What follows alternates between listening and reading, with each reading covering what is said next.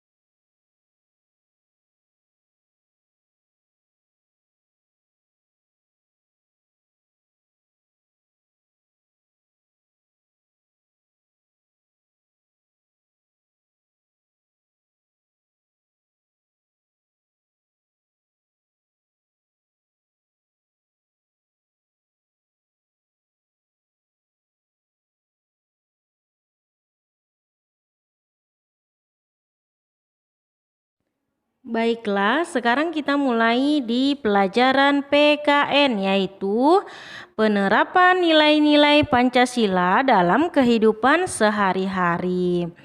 Salah satu contoh perilaku yang sesuai dengan nilai Pancasila adalah gotong royong. Gotong royong saling bantu tanpa mengharapkan suatu imbalan. Gotong royong dilakukan untuk kepentingan bersama. Oke, selanjutnya kita perhatikan ya, dampak perilaku yang sesuai dan tidak sesuai dengan nilai Pancasila. Sekarang kita lihat yang sesuai dengan nilai Pancasila. Yang pertama, menjaga ketenangan ketika ada orang beribadah. Maka dampak yang akan diperoleh adalah hubungan masyarakat menjadi harmonis. Kedua, menjenguk tetangga yang sakit. Dampaknya hubungan masyarakat semakin erat. Kemudian yang ketiga, mengikuti kerja bakti. Lingkungan menjadi nyaman dan asri. Yang keempat, membayar pajak. Maka dampak yang akan diperoleh adalah pembangunan merata. Sekarang kita lanjutkan yang tidak sesuai dengan nilai Pancasila. Yang pertama, tidak mengikuti kerja bakti, maka dampaknya lingkungan tidak nyaman dan kotor. Kemudian yang kedua, menyerobot antrian. Dampak yang akan terjadi adalah terjadi keributan. Kemudian yang ketiga, mengejek cara beribadah agama lain. Maka dampak yang akan terjadi adalah perselisihan antar umat. Yang keempat, melakukan penambangan tanpa izin. Maka yang terjadi adalah bencana. Baiklah, sekarang kita lanjutkan ke pembahasan terakhir, yaitu mata pelajaran Bahasa Indonesia, mengembangkan gagasan pokok menjadi sebuah paragraf. Sebelumnya kita pernah ya mengembangkan gagasan pokok menjadi paragraf. Berikut caranya. Tapi sebelum itu diingatkan kembali ya bahwa gagasan pokok itu sama dengan ide pokok, yang artinya inti dari suatu bacaan. Oke, perhatikan contoh berikut ini. Oke, di sini ada dua contoh gagasan pokok. Yang pertama, musyawarah mufakat adalah nilai luhur yang harus diterapkan dalam kehidupan sehari-hari. Nah, untuk menjadikan gagasan pokok ini menjadi sebuah paragraf, maka harus ditambahkan kalimat pendukung yang tentunya sesuai dengan gagasan pokok. Yaitu tadi jadinya ini ya, sebagai bangsa Indonesia kita tentu mengenal adanya budaya musyawarah. Musyawarah adalah suatu upaya bersama untuk memecahkan persoalan guna mengambil keputusan bersama. Musyawarah bertujuan untuk mencapai mufakat atau persetujuan. Musyawarah mufakat merupakan nilai luhur bangsa Indonesia yang harus diterapkan dalam kehidupan sehari-hari. Nah, begitupun dengan yang contoh yang kedua. Memeluk agama atau kepercayaan merupakan hak dan kebebasan setiap warga negara.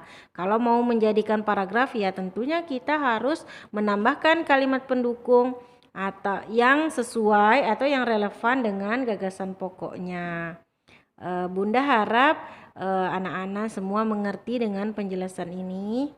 Sekian video pembelajaran kali ini. Kurang dan lebihnya Bunda mohon maaf. Wabillahi taufiq wal hidayah. Wassalamualaikum warahmatullahi wabarakatuh.